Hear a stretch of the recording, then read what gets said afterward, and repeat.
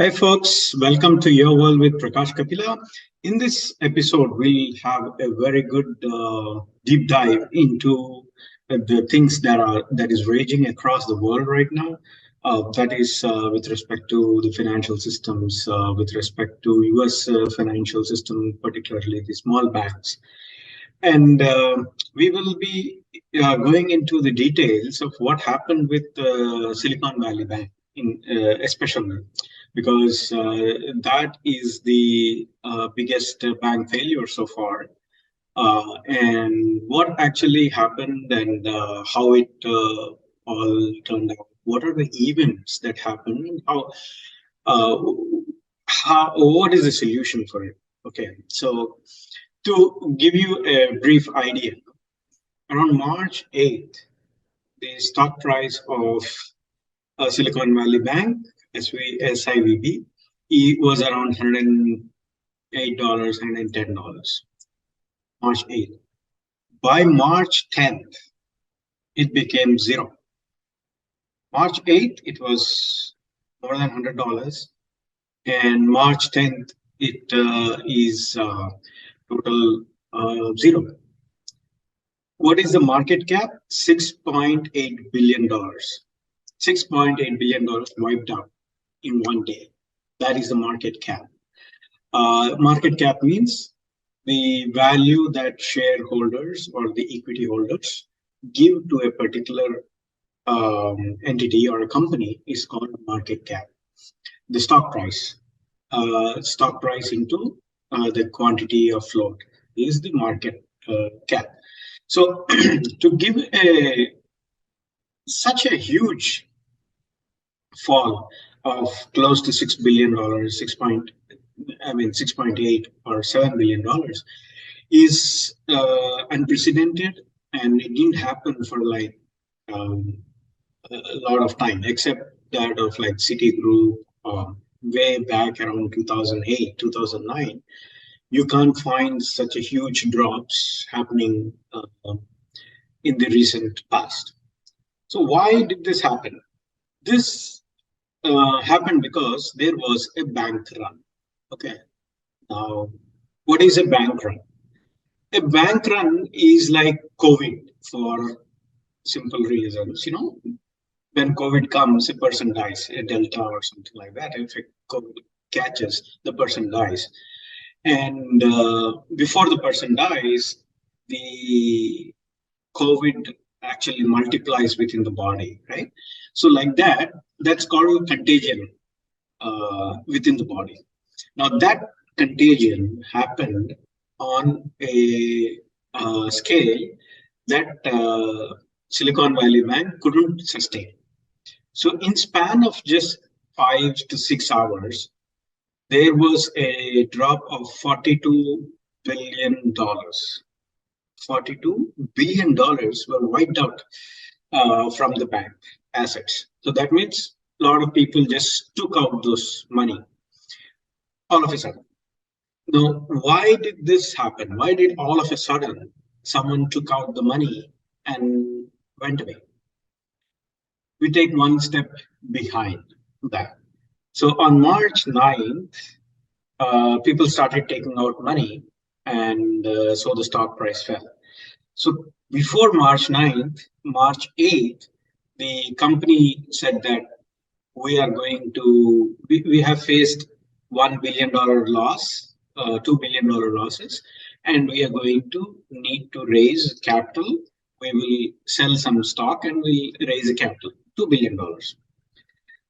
So for this $2 billion, why did $42 billion go away in just one day, just span of hours? That is the crux of the problem. Just like you have a contagion hitting the bank, the depositors' money was taken out by the depositors in droves using technology, right? So once a person decides in mind that my money is hard-earned money is going to be evaporated, then they will start panicking, and then they just want to protect whatever money that they can have and go ahead with it. So that's why a lot of people started pulling off their money. And um, we take one step back. So many people started pulling off the money, but even if so many people pulled off money, it's still like 42 billion. How could so many? How could few people, or in just span of 6 hours, how many people can take out the money? If you think in those terms, then you will think that okay, for one, for like 6 hours, few people wouldn't have been able to do that. So it trickled from few people to few people to few people to few people to like many people, and therefore they were able to take it. And also, the bank itself had got few customers who had a lot of money. So the around 2019, it take one step behind the present run, and you see that in 2019 the bank had around $50 billion. By 2022 or 2023 January, February, the bank has got $200 billion. From $50 billion, it went to $200 billion. And this particular exponential growth happened because the bank started soliciting venture capitalists. See, every bank or every business for that matter has to differentiate itself from the existing players. So no bank could say, oh, I'll operate like JP Morgan, because that bank is not like JP Morgan. So what risks, or for JP Morgan, it doesn't need to take much risk to earn money. But for small banks, you need to earn money. You need to really go to the market, convince people not to put money somewhere else and put in your own bank. And therefore, there needs to be a unique selling promotion, USP, for each individual bank. They cannot just go there and say, hey, Bank of America is giving you credit card. I'll also give you credit card with the same facility. Then nobody's going to budge. Nobody's going to care. In the same way, they can't go and say, just like Citibank is giving you loan, I'll also give you loan. Take loan from me. Nobody's going to take that. They'll say, if Citibank is giving loan, why should I come to you? So therefore, it is imperative for any bank to differentiate from big banks, particularly small banks, because people trust, there is an inherent trust among depositors with big banks. They will go to the big banks. Whereas small banks need to really work hard to get the depositors. So what do? There are a few things that they do. They give good interest on the CDs. They give good interest on the mortgages. That is, if Bank of America is giving mortgage for 5%, then a smaller bank would say, I will give you for 4.5%. A little bit lesser than big banks. So why do big banks have that higher interest rate? Because they don't care about individuals, right? Individual companies, individual people, they have a lot of people. They have a lot of deposit loanees who want to take loan from them. So therefore, they don't care. And also the amount of risk that is there for a small entity versus a big entity. A big entity risk is small. Even though money is more, the risk is small from banking terms. Okay. So think about it like this. Should I give you $100, or should I give a rich person $100? Where is the probability that I get $100 back? Maybe with both of them, but if you had to give those $100, you would prefer giving it to a richer person than a poor person. So that's how banking system works. That's how the risk management works. the credit worthiness is what, if an entity has more money, they have more credit worthy. So therefore, these big banks would like to give loans to big people, big companies, and so on and so forth. So what these small banks do is they go to the individuals, they go to the small companies, small businesses, and they start pitching themselves as someone who can give you specialized service, either in terms of reducing the interest rate or in terms of your deposit getting more money. So if you give me money, I'll give more interest than, say, JP Morgan. If you take money from me, I will give you less, I will charge you less interest than JP Morgan. So that's how these small banks can attract people. So a lot of people saying that, okay, the small banks became greedy and therefore they gave good interest. No, if the banks didn't give lesser interest, nobody is going to go to them. And the servicing of small people and small businesses will become very difficult. So a lot of mortgage companies, a lot of people who do mortgages, companies that do mortgages, they give a good interest, they give an attractive interest, which is lesser than what a big bank gives. And then they securitize that and sell it as a mortgage-backed securities to big banks. So this is normal business process. So Silicon Valley Bank charging a less interest for loan is not uncommon. Every bank, every small bank will charge lesser interest than big bank.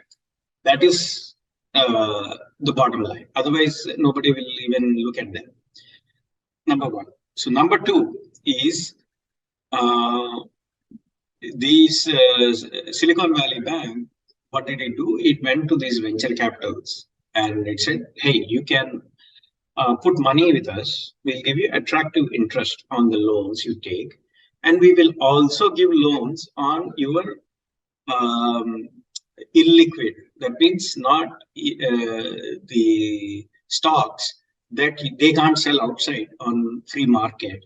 Those stocks also we will evaluate and we will give loans on them. So illiquid securities like your stocks, your bonds, and your entire checking account, if you give to Silicon Valley Bank, you will get good interest on your loans. You will get good purchasing power on your loans. So that is the bottom line in which Silicon Valley Bank was able to amass a lot of wealth. So not only were the venture capitals given that option, the companies under that venture capital. So if one venture capital has, say, 10 companies with them, and each of these companies has again a 10 or 15 employees, then the Silicon Valley Bank said, you as well as your companies as well as their employees, I want all of their accounts in my bank. So that is the deal. So then the people who had, everybody wants good interest, right? It's a hard-earned money. If someone is, the interest is also not humongous, right? Someone is giving at 5% and you're giving at 1%. Someone is charging 5% and you're charging 1%. No, it's not like that. It was more like someone is charging 2% and you were charging 1%. So there was like almost similar, but not hugely exaggerated interest rate. Therefore, all people started putting their money into Silicon Valley Bank, all the venture capitals and the companies and the employees and their friends. So venture capital, their companies, and each individual employees of each companies and their friends, all of them started putting money into Silicon Valley Bank.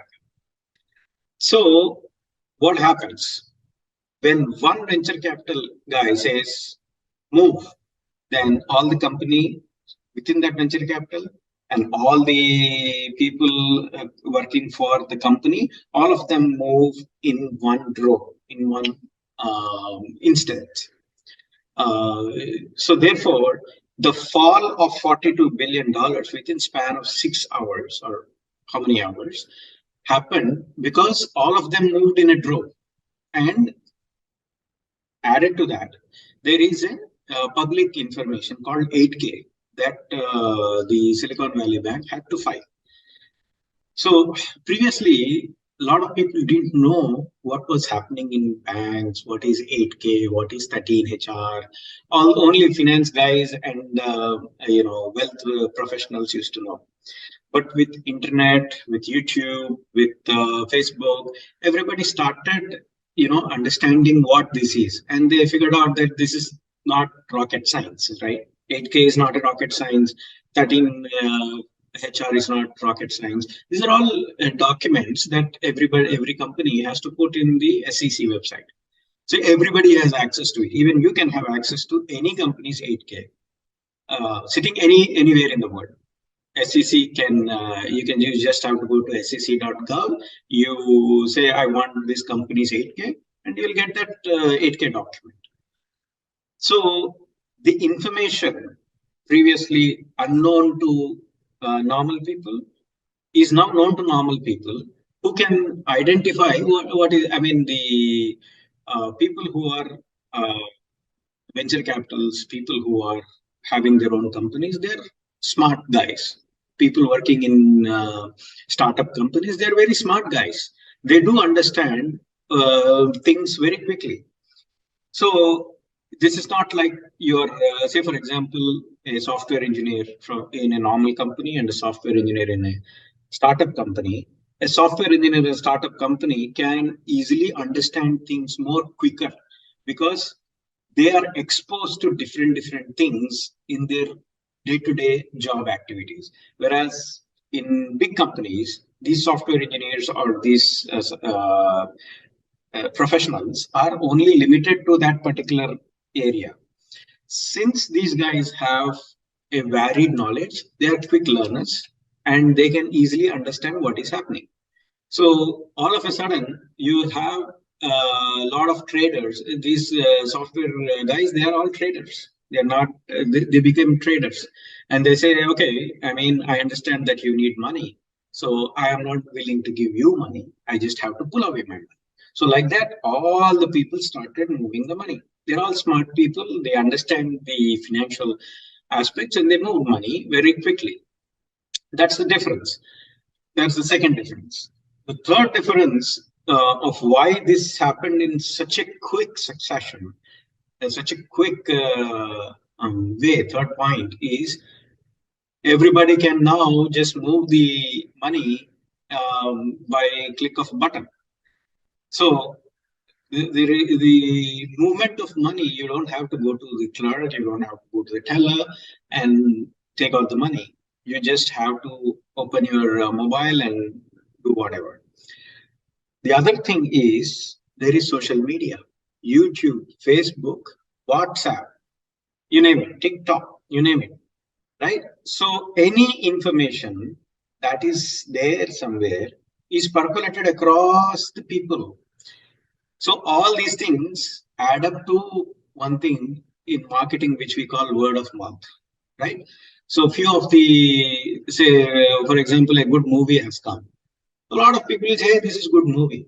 And everybody will start watching that movie, and the movie's revenues go up within 2 days, within a couple of days. So like that, with the good word of mouth, the information about Silicon Valley Bank spread across like a wildfire, and also media. So media has to report what is happening, right? So people looked into different aspects of the media reports everywhere, the Facebook reports everywhere, YouTube channels everywhere. Then they collated each 1 plus 1 and say, hey, this is 2 and this is not, or 1 minus 1, it is becoming 0. So before it becomes 0, let's move on. That is what has happened.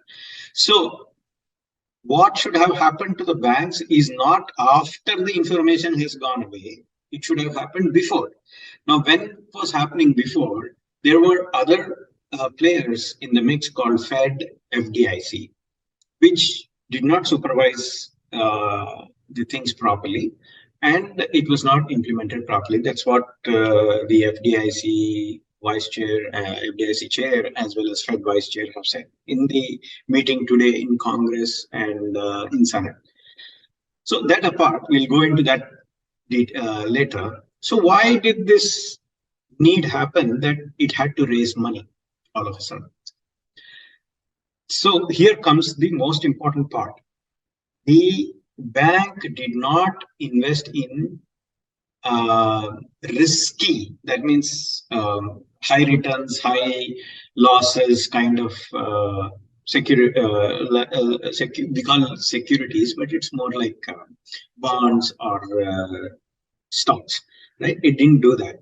What it did, what Silicon Valley Bank did was it invested in US treasuries and mortgage-backed securities. How much did it invest? It invested 85% or 90% of its total deposits that it had into these securities. Okay. So they took the money that is there in checking account and they put in these securities where they get some returns on that. And the mortgages that they had with these big people, they sold those mortgages. They had those mortgages in place. So like any other mortgage or any other security or bond, if you wait till the maturity, maturity means the time frame. Say you bought a bond saying 2 years. No, 2 years will 2 years. If you are able to have that bond with you, then you get some extra money. You put $100. You wait for 2 years to get $100 plus. If it's a 2.5%, it is 1 or 2.5. Or you buy treasury bills. Instead of paying $100, you're paying $98, but you get $100. So like that, it is there. So whatever money you put, you get extra money. The money you put, you get extra. But the important thing is you have to wait for the duration of that particular bond. Now what happened? The interest rate started going up like this, right? The interest rate going like this. The Silicon Valley Bank has bought bonds here, but the interest rate is here. Now, if they had to sell it, they will have to make this loss. This is the loss that happened, right? So what did this loss? They said they didn't have to sell it because they had enough amount in their bank to sustain this till the maturity. Maturity means till the duration. They did not buy a 2-year duration bond. They bought 10-year duration bond. They bought 30-year mortgage bond securities. So that's how this became overbloated. So now the depletion started happening of the amount, of the deposit amount or the amount that they can use to run their day-to-day operations. Now, why did that happen? On one hand, when the interest rate is high, people don't get loans. People don't apply. One, they don't apply for loans. Two, they don't get loans so easily also. Because like I said in the first itself, the credit worthiness, how much money you have, determines how much loan you can get. Money you have, loan you can get. So it is always proportional. When the money you have is same, but the loan you can get is reduced because of interest rate happening. So what will you do? Instead of applying for the loan, what you will do is you will start using your existing deposits. So the deposits is getting reduced, whereas the loan is not being sold. Now comes the bank. The bank doesn't have the money. So the bank doesn't have the money to wait till that duration. So no, money is going down. Bank can't wait for the duration. What is this bank going to do? It will go and say, hey, it will go to the market and say, I have this security, it is 2.5%. So nobody is there to buy that for 2.5%. So what should you do? Hey, this is 2.5%. I'll give you 2.5% over that so that it matches with the existing bond that others are buying. So not only did you lose the duration, till what time you have paid, till what time the coupons are coming, you have lost that also. And you have lost the new coupons that you need to pay. Over top of that, you are giving more money to the purchaser. So therefore, the losses started happening, and this loss was not transparent. A lot of people didn't know how much loss it was there. Oh, suddenly on March 8th, they said we have to raise $2 billion. People got scared. Hey, you are saying you're okay, but you are saying you need $2 billion. How is this possible? Right? 8K. 8K, they had to give that document 8K to SEC. This 8K document is available for everybody. Now, everybody is smart enough to understand what is there in that 8K. It's not rocket science. And the money that you have is from sophisticated professionals who are very quick to understand things. So therefore, they understood, they became traders all of a sudden. They had the same knowledge base as a trader would. And then they said, okay, this is my money, I'm going to do, and then gone. That's how the money went out, like very heavy. So what actually happened? So in any bank, or for that matter, any person or any entity, there are few risks that that everybody has to bear. One is reputation risk, how good you are. One is legal risk. Are you good? Are you not criminal? These are all things that we check anyways, right? So are you a good guy? Is everybody saying that you can do the job? Second is, are you fair enough in your dealings? And third one is market risk. And fourth one is credit risk. So what is market risk? Market risk is, say you are a farmer. Okay. Now you have grown tomato. Now you take this tomato to the market. But unknowingly for you, there are other 1,000 farmers who have taken this tomato to the market. So what will happen? The price will fall because everybody is selling. The people will start asking for lesser and lesser money. So the price will fall. When this is called market risk, right? The market is determining the price to come down for a price that you thought when you started some production. This is the price you thought, but the market made the price fall. So this is called the market risk. You have to bear the market risk. All the farmers do it. All the manufacturers do it. Except the financial service guys, everybody else has to do it, or software guys and financial guys. Except them, others have to do it because the services given by, say, a good doctor is there, right? You don't care how much the other doctor is charging. You want to go to the good doctor, so you pay extra. A good lawyer, a normal lawyer may charge some X amount. A good lawyer may charge 10x. You still go to that good lawyer because you want an outcome. So in professional services, like a doctor, lawyer, financial services, or software, or IT, there the market risk doesn't work. But in all other things like commodities, the market risk works. In case of bank, in case of treasury securities, that market risk is prevalent because the interest rates is high. You were expecting that you are going to get this much money, but now you are going to fill the gap. So therefore, instead of getting this much money, you are getting this much money. So the delta that is there, the money that you have to put in because the interest rates have risen, is the market risk for the treasuries and the mortgage-backed securities.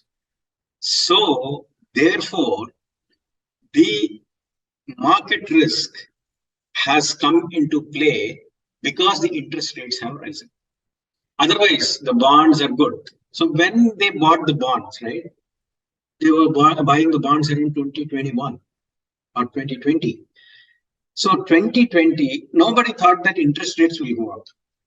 2021, nobody thought that Russia will attack Ukraine.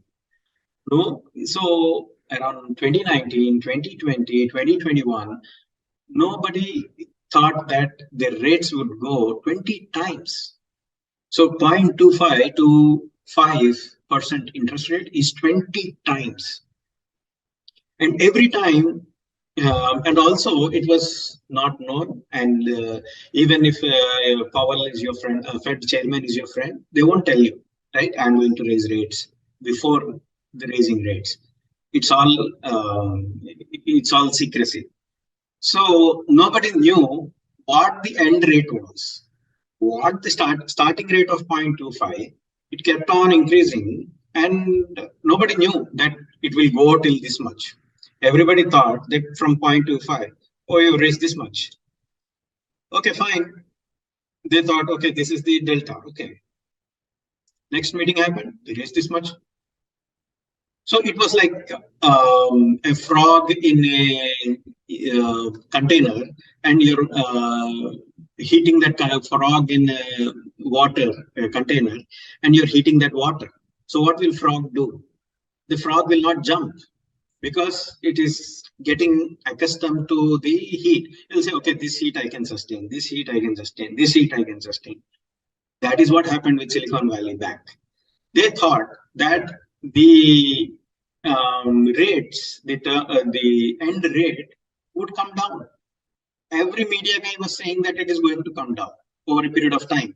So they thought it is but natural to think that, okay, the rates will come down at some point.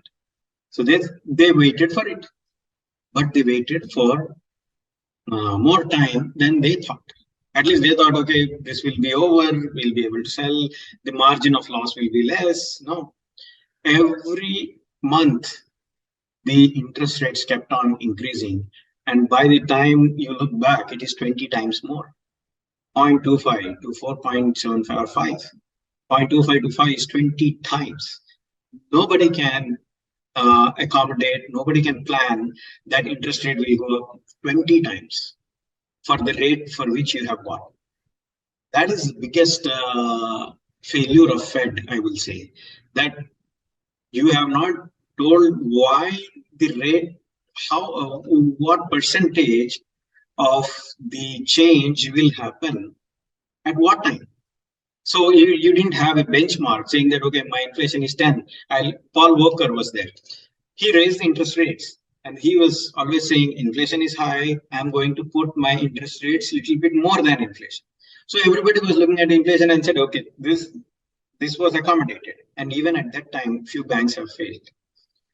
So all in all, the risk management of the bank did not accommodate 20 times the increase of the interest rate.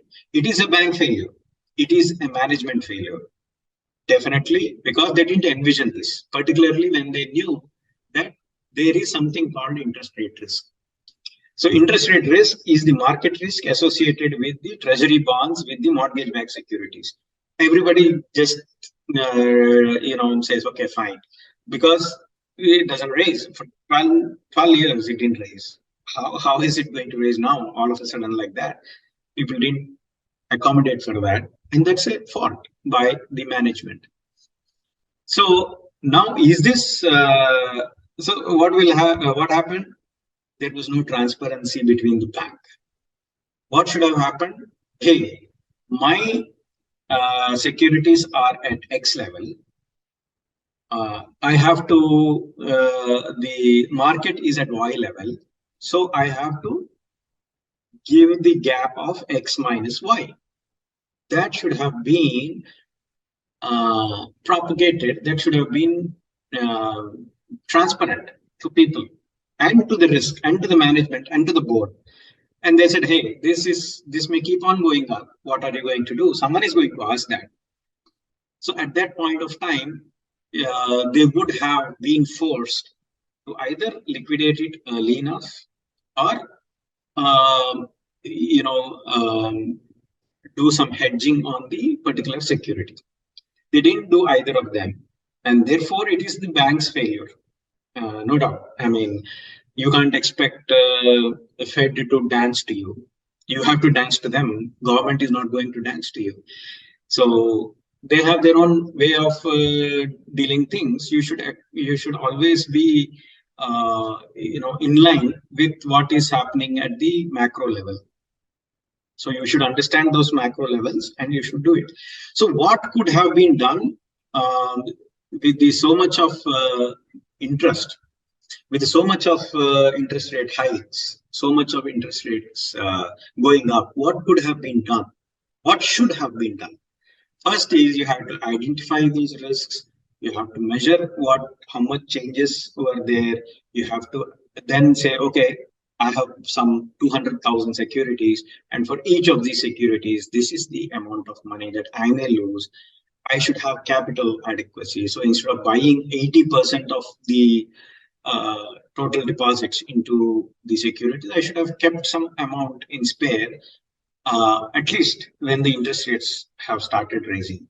So all these things could have been done, and they were not done because there is, we can't say they are bad. This is bad. This is good. There is nothing called bad and good in this, because no banker, no staffer would say, "I want my bank to fall." Now we have to give some credit to them. Nobody wants their office to fall down, right? So there might have been some genuine mistake that has happened. And that genuine mistake is that the risk is not propagated across the staff, at least employees, at least the officers. Nobody knew how much risk or how much amount of money we will have to shell out. That is the problem. If the risk is not, if the people don't understand that, okay, for example, you are running a restaurant and some rat has died. So what do? You would say, hey, there is a rat that has died, so we can't serve you the food. So for today, the hotel is closed. We will open it tomorrow after sanitizing it. That should have been told. And why did they not identify that there is a rat? Because there was no mechanism in place that can identify where the problem is. It is impossible for humans to keep track of everything, particularly those marketing guys, those selling guys, loan sellers. They're in a competitive field. If there are like some 10 banks that wants to do the business with the prospective customer, so they have to compete with big banks that have huge amount of deposits, huge amount of money power, marketing power, and they have to create a niche among themselves in that particular spit of that particular zone. The risk should have gone into place. So this is the risk. We can't buy all the securities. Calm down. We can't give all the mortgages that they have asked. Calm down. Or the other thing is, the interest rates are going so up. We should be saving some money just in case. So therefore, we can't give more loans, or therefore we can't do so many things. This thing, what if analysis, what like this, what is the impact on the balances, what is the impact on our funds? These are all done by software. There are Monte Carlo analysis, there is linear regression, there is reinforcement learning. All those things prevent the banks from going south and establish the risk. But these are all like cost centers. When you think that safety is a cost center for you, then you are like going down south. So what the bank, this situation is not going to go away. Small banks have to do things that big banks won't do. So what should the small banks do in addition to being different from big banks? They should have a huge software investment and try to understand the risk. So there are some floors of compliance and regulatory people in big banks. You may not hire all 100 people or 200 people, as the case may be, but you need that software. You need the software that is for you, for your company. If you don't have it, then you are riding a car without brakes, right? Can you ride a car without brakes? No.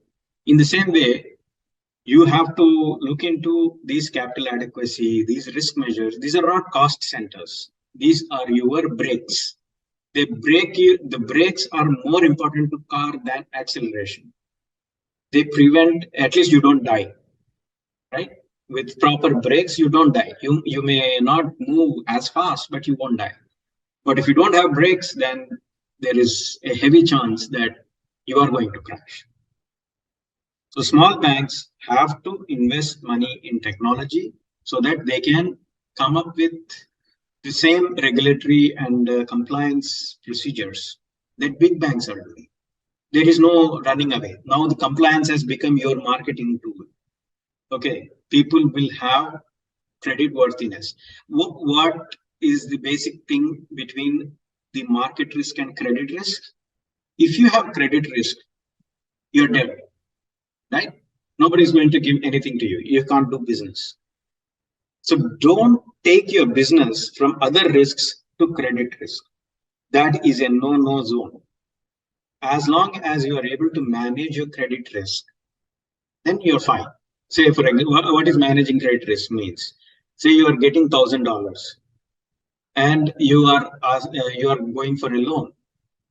Then make sure that that loan is not more than $350 of your 1,000. So you're minimizing the impact that will happen just in case you lose job for 4 months. You still are able to pay that obligations for 3 months, 4 months. So that's how everybody does. And I think banks, small banks, should invest more in technology, should invest more in compliance. Okay, only then you will survive the big banks. The big banks are not stupid to put a lot of money into compliance. If you look into Goldman Sachs, if you look into, I worked in Goldman Sachs for compliance at many years ago, and I know how much people are looking into that small things there, but that saved them from a huge turmoil in 2008. So that's another episode, another thing. But keep in mind that banks survive crashes only if they are prepared. And risk and software are your friends through which you prepare for the storm. Okay? Thanks. And hopefully you have enjoyed this show, and we'll talk about the other things. There are more things like interest rates and inflation. There is a signature bank failure, how it happened. Then this Gate Capital, how it failed. And also there is the ring fencing that happened. Why the contagion was contained, quarantined, they quarantined the failure by acting quickly. How did that quarantine happen? We'll talk about all those things in coming episodes. But for now, good day and have a great week ahead. Thank you.